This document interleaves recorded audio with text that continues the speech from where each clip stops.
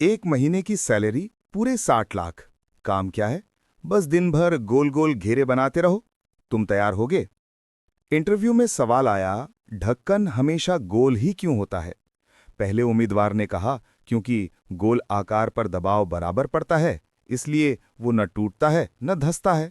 दूसरे ने कहा, क्योंकि गोल ढक्कन बनाना सस्ता पड़ता है, आयतन के हिसाब से कम मटेरियल लगता है। लेकिन इंटरव्यूअर मुस्कुराया और कहा, इतना सब पता है तो ढक्कन बनाने की फैक्ट्री में ही क्यों नहीं चले जाते? अब बारी आई यिन शू की। वो कुछ देर चुप रहा, फिर बोला, शायद कोई वजह तो होगी ही। सब हंस पड़े, पर वही इंटरव्यू पास कर गया। अगले दिन उसे बुलाया गया। कंपनी की 23वीं मंजिल पर रिपोर्ट करो। वो एलिवेटर में चढ़ा, पर देखा 23 का बटन ही नहीं है। पास वाले ने कहा, वो मंजिल पैदल ही चढ़नी पड़ती है। थके हारे वो ऊपर पहुंचा और जो देखा दंग रह गया। पूरी बिल्डिंग खाली थी, बस जमीन पर कुछ सफेद लाइनें खींची थीं और 3 ऑफिस टेबल। सहकर्मियों ने कहा, आओ ये लो 10 सफेद कागज, इनमें बस गोल गोल घेरे बनाओ। बस इतना ही काम है? हाँ, यही काम है। 12 बजे एक मेड आई, लाइन के रास्ते आई, काले भूरे रंग के नूडल्स रखे और चली गई।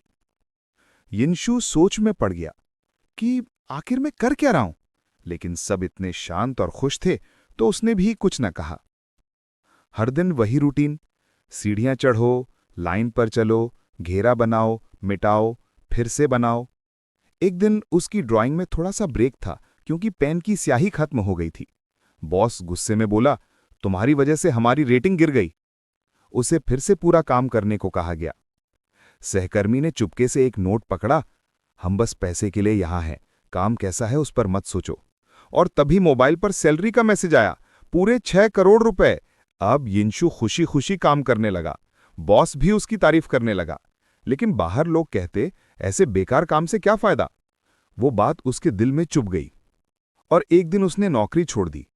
तभी एक आदमी आया, लाल कपड़े, चप्पलें पहने। वो कंपनी का मालिक था। क्यों छोड़ दी नौकरी? यिनशू ने कहा, ये सब काम निरर्थक है, सिर्फ टाइम की बर्बादी। तो क्या हुआ? सबको पता है, फिर भी सब कर रहे हैं, क्योंकि ये भी काम ही है।